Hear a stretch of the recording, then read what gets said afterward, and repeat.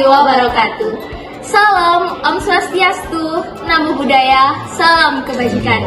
Kembali lagi bersama kita di podcast Positif, podcast siswa edukatif. Dan tentunya bersama saya Nabila Asratul Lima dan rekan saya Suci Dwi Setiawati. Jadi kita akan membahas topik yang erat hubungannya dengan dunia pendidikan. Iya kan Kak? Betul sekali. Jadi kira-kira apa ya pemirsa? So, pantengin terus sampai akhir.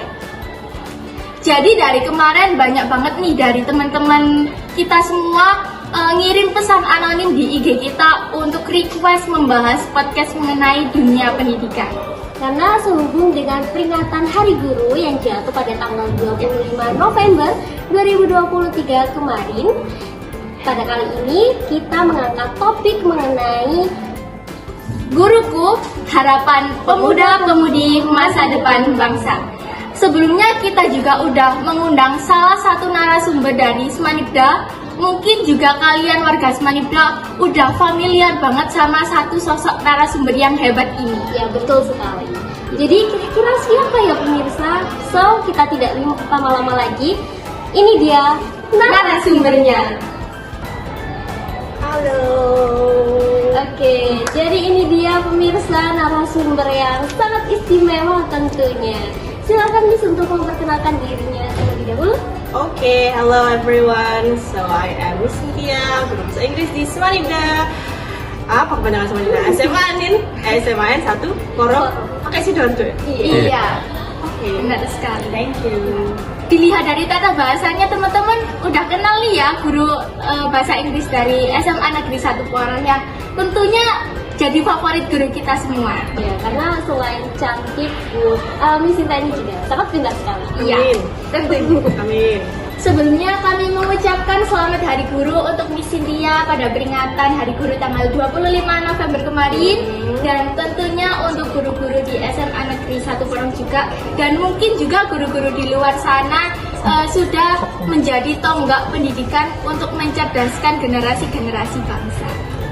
Sehubung dengan peringatan Hari Guru kemarin nih Bu, bagaimana sih Bu Miss Cynthia ini menjadi guru di usia yang tergolong masih sangat muda, mengingat tanggung jawab dan tugas yang diemban oleh guru ini sangat berat. Apanya nih? Rasanya. Iya, gimana?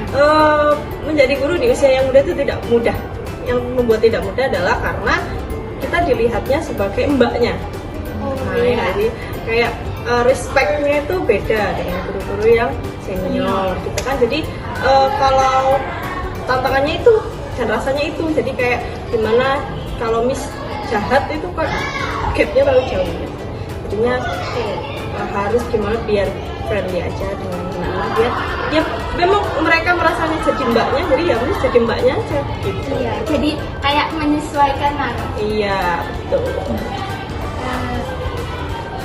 Tapi Miss Cynthia sendiri itu tidak keberatan kalau ada siswa ataupun siswi yang bercerita mengenai hal pribadi atau curhat ke Miss Cynthia begitu? Nggak masalah sih, karena ya apa ya, seharusnya guru itu kan menjadi orang tua kalian kedua gitu kan. Jadi kalau mau cerita, mungkin ada anak-anak yang nggak bisa cerita dengan orang tuanya di rumah, mau cerita ke temennya juga sungkan. Kalau mau cerita ke Miss juga nggak masalah sih.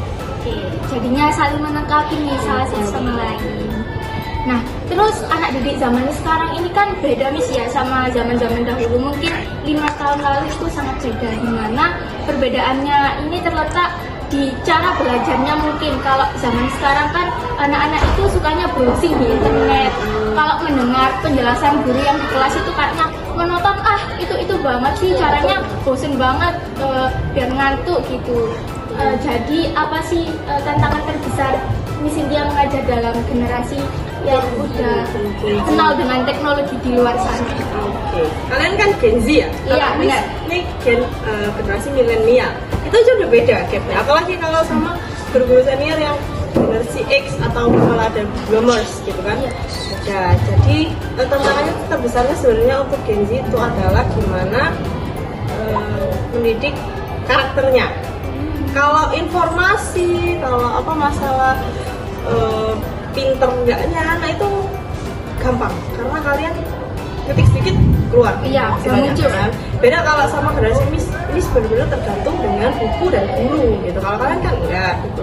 Jadi sebetulnya permasalahan utamanya adalah gimana kalian tuh bisa dididik sebagai anak-anak yang punya fighting spirit yang kuat gitu loh. Karena agility-nya anak Gen Z itu agak kurang, kayak dikit-dikit mental health, ya kan, dikit-dikit self reward dan lain sebagainya. Nah, padahal di kehidupan kerja nanti kalian akan menghadapi bos-bos yang kayak gitu. Jadinya kalau sekolah kan mempersiapkan kalian untuk dunia kerja. Makanya kalian sekarang dikasih tugas yang banyak biar agility kalian itu strong gitu. Jadi melatih siswanya gitu ya Miss ya. Terus tambah lagi dengan books dan lain sebagainya, terus TikTok dan hal yang bukan berarti TikTok jelek ya, bukan, maksudnya semua sosial media kan ada baik dan buruknya. Itu harus lebih PR lah. Tapi Mas, ini biasanya kami kan sebagai siswa ini tuh biasanya ada guru yang hanya menjelaskan sambil duduk dan hanya membaca buku. Jadi tidak pengalaman ya. Iya, benar banget nih. Tidak benar-benar materi yang disampaikan oleh guru tersebut itu masuk ke dalam kami. Jadinya kayak tuh Boring banget, cuma jelasinnya cuma baca buku, nggak jelasin materi benar-benar yang kita paham. dan Hashtag curhat. Iya. dan kadang pula itu langsung ujian gitu. Langsung tugas yang benar-benar banyak gitu. Iya, nah itu sebenarnya terbawa dari apa ya, sama seperti orang tua kita kadang itu, mama dulu nggak begini lah. Sama dengan guru itu sama stylenya setiap generasi beda. Nah, kalau sekarang Miss sebenarnya nggak terlalu sulit untuk mengajar anak Gen Z karena gapnya tidak terlalu tinggi. Tapi nanti kalau sama generasi kalian yang di bawahnya itu sebenarnya harus banyak belajar lagi supaya ngomongnya nyambung, style belajarnya nyambung, tetap enak untuk anak-anak di zamannya. Nah, sekarang pemirsa sudah tahu banyak kan mengenai seputar dunia pendidikan ini. Oke, selanjutnya kita akan memasuki sesi Q&A bagi para teman-teman, saudara, ataupun ibu bapak sekalian yang memiliki pertanyaan mengenai seputar dunia pendidikan bisa dituliskan di link di bawah ini ya. Terima kasih.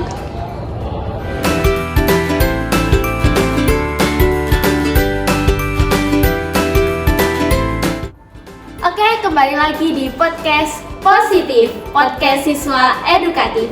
So, jadi hari ini kita mau bahas Q&A yang udah teman-teman kirim di question box Instagram kita, dan tentunya dibahas bersama bintang tamu atau narasumber kita yaitu Mem Cynthia. Betul sekali. Oke, langsung saja pada pertanyaan pertama. Seberapa berpengaruhnya sih peran guru terhadap masa depan Indonesia? Khususnya pemuda-pemudi. Iya. Oke, kalau kita belajar dari sejarahnya sih sangat penting ya. Pentingnya itu bukan karena saya guru terus ngomongnya penting, bukan, tapi karena bahasa Inggris, semua pekerjaan itu dimulainya dari ketika kalian sekolah. Kalau SD biasanya kita diajari banyak hal kan, mulai dari menyanyi, menari. Itu sebenarnya guru-guru SD itu menggali potensi dari awalnya dulu, terus dipupuk lagi di SMP, di SMA gitu. Jadi kalau guru sebenarnya menurut saya, menurut Mem, waduh tak biasa ngomongnya, menurut saya sangat penting karena dia memiliki menjadi, kalau istilah perangnya itu jadi garda terdepan gitu.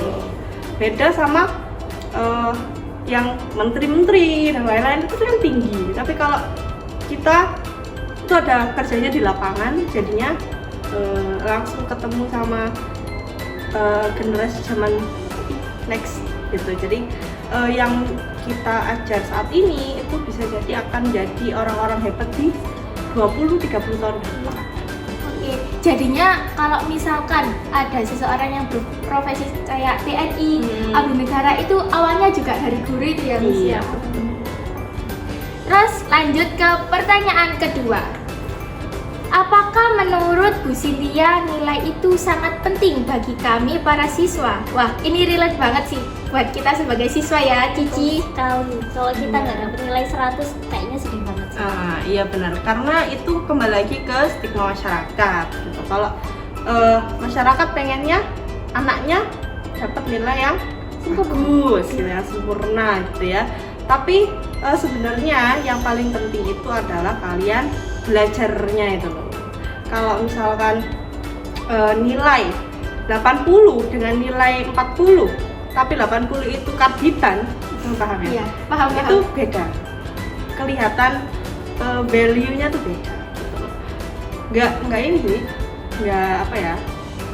Nggak mengesampingkan memang kalau nilai itu penting buat kuliah dan lain-lain. Tapi kalau kerja nggak dilihat kok. Iya. IPK kalian nggak dilihat. Yang dilihat apa? Pengalaman. Iya, Biasanya kan. pasti. Termasuk orang dalam, termasuk orang dalam juga dilihat. Tapi ya wis lah, itu jalur beda jalur. Kita kalau bisa jalur lurus saja nggak Iya. apa.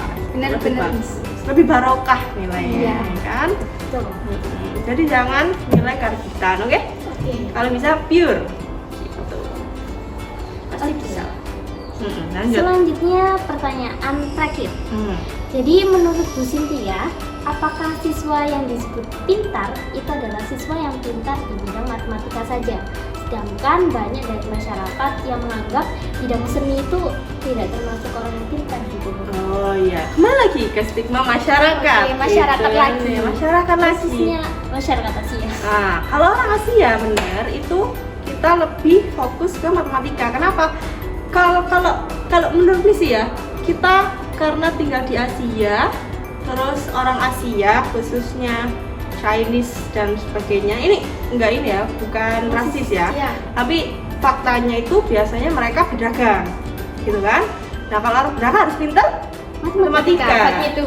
Buat gitu. Makanya itu kenapa orang yang pintar matematika dianggap pintar, karena dia nanti pintar berjualan, gitu.